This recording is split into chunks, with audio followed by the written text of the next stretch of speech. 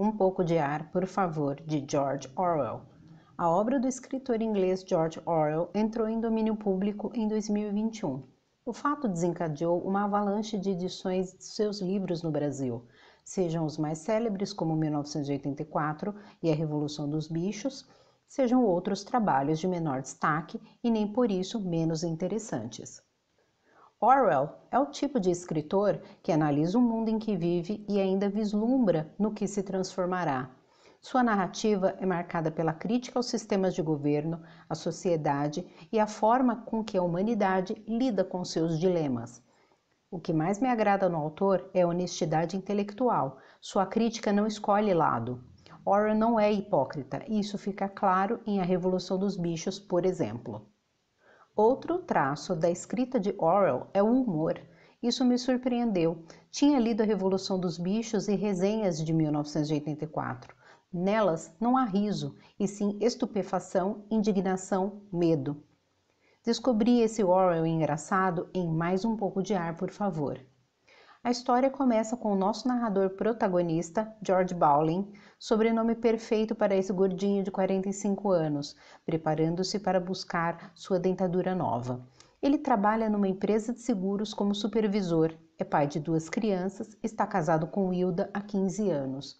George vê a vida passar no rosto envelhecido de sua mulher, na necessidade de economizar migalhas para sobreviver com o mínimo de decência. Suas opiniões sobre a vida de um gordinho como ele e a comédia são, por exemplo, hilárias. Há um trecho em que ele comenta que não teria a menor coerência uma personagem como Hamlet, uma tragédia, ser interpretado por um cheinho. Para George e todo o seu humor autodepreciativo inglês, gordo é igual à comédia. Adiante, ele passa a falar do temor de bombardeios com o qual as pessoas vêm convivendo. Uma vez que a obra é publicada em junho de 1939 e posiciona o início da narrativa em 1938.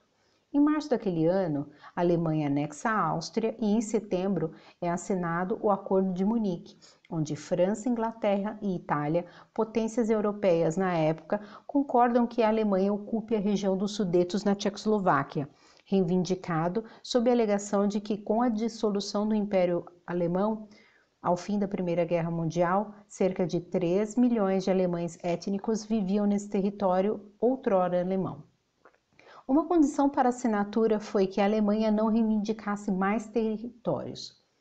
Neville Chamberlain, primeiro-ministro inglês presente na assinatura desse acordo, é recebido como herói pela população inglesa quando volta para a Inglaterra. Winston Churchill, que na época não exercia mandato parlamentar ou ocupava cargo no governo, dedicava-se a atividades intelectuais e disse sobre o episódio: entre a desonra e a guerra, escolheste a desonra e terás a guerra.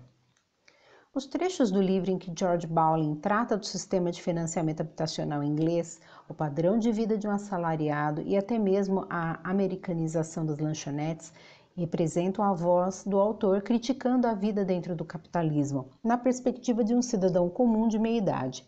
Tais observações são intercaladas com comentários sobre a guerra que se avizinha. Mais à frente, George faz uma observação genial depois de comer uma salsicha com gosto de peixe numa lanchonete. Aspas. Isso me deu a sensação de que eu tinha mordido o mundo moderno e descobri realmente do que era feito. Próxima a essa pérola, há mais uma definição muito sagaz. George está caminhando em Londres quando diz, aspas, barulho suficiente para despertar os mortos, mas não para acordar aquela multidão. Senti como se fosse a única pessoa acordada naquela cidade de sonâmbulos. Ele critica a modernidade com sua pressa, ruído, indiferença, automatização, superfícies polidas e brilhantes, a comida com gosto de nada, enquanto pensa que esse mundo, para ele repulsivo, está prestes a explodir. Segue imaginando como serão as coisas para a população durante a guerra: escassez, fome, medo. Naquela época, os meninos ficavam nas ruas gritando as manchetes dos jornais. Ao ouvir "Casamento do Rei Zog adiado", George é transportado para o passado, 1900, aos 7 anos de idade. Quando ele pensa na mãe, recorda da sua lida diária na cozinha. Eu senti um grande alívio por ter água encanada na pia e um fogão a gás. As mães da era pré-utensílios domésticos e saneamento básico trabalhavam feito condenadas. Aos 8 anos, George descobre-se fascinado pela ideia de pescar. Um dia mata a aula, segue o irmão mais velho com sua gangue de garotos à toa, quando pesca pela primeira vez. Naquele dia, foi seu rito de passagem. Não era mais uma criancinha e sim um garoto. Para George, o mundo agradável começa a dar sinais de que desaparecerá aos 16 anos, quando seu pai lhe diz que tem que sair da escola para trabalhar e ajudar no sustento da casa. George estava de algum modo certo. Esse fim de ciclo é próximo do início da Primeira Guerra Mundial. Ele diz que, aspas, antes da guerra era sempre verão. Segundo George, antes da guerra as pessoas não pensavam no futuro como algo para se aterrorizar. Ainda que se trabalhasse mais, se vivesse menos, com menos conforto e a consciência da morte por doenças na época, sem tratamento ou mesmo cura.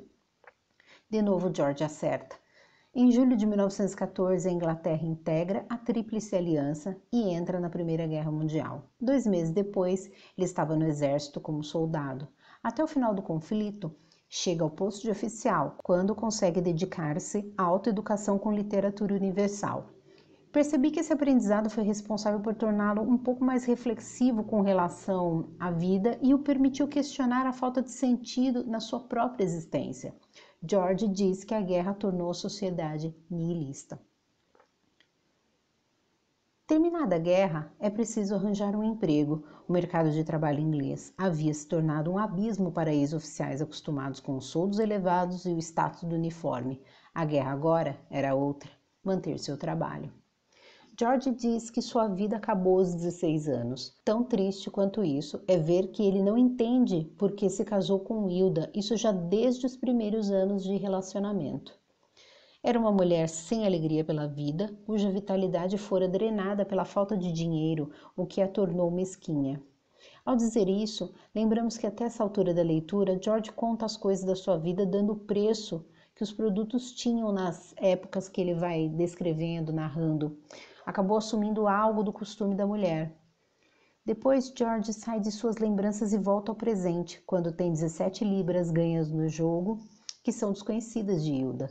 Pega sua dentadura nova, volta para casa e decide acompanhar a esposa em uma palestra sobre fascismo no Clube do Livro de Esquerda. Após ouvir o palestrante disparar um monte de chavões e slogans, George conclui que o cidadão está ali deliberada e abertamente instilando ódio na plateia e chamando isso de antifascismo. Pensando sobre o que ouviu, recordando sua experiência durante a Primeira Guerra Mundial e comparando o clima tenso vivido então, George Bowling avalia que o que importa é o pós-guerra, com seu estado policial e os movimentos de massa.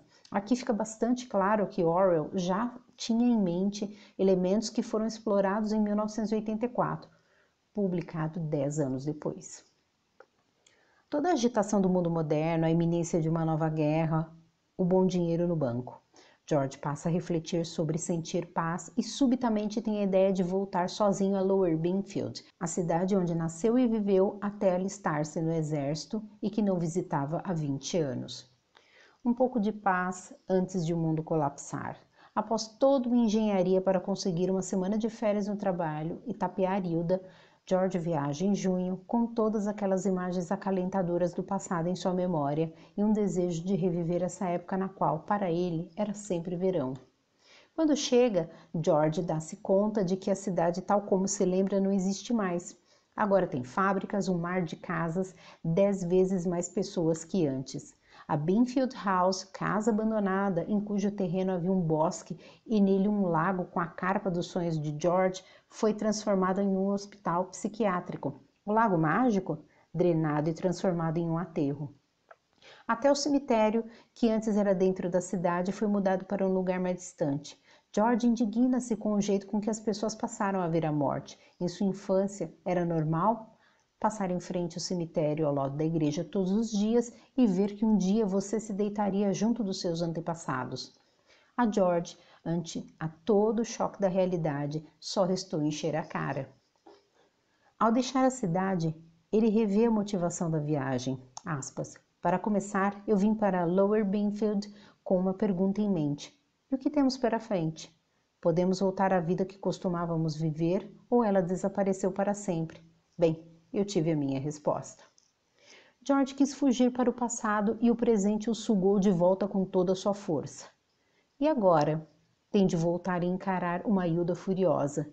O desfecho? Deixo por sua conta. É um livro que recomendo muitíssimo. Bem, chegou ao fim desse vídeo para as minhas impressões sobre a leitura de Mais um pouco de ar, por favor. Nele, George Orwell mostra a ansiedade do pré-guerra experimentada por pessoas comuns na Inglaterra. Até o próximo vídeo.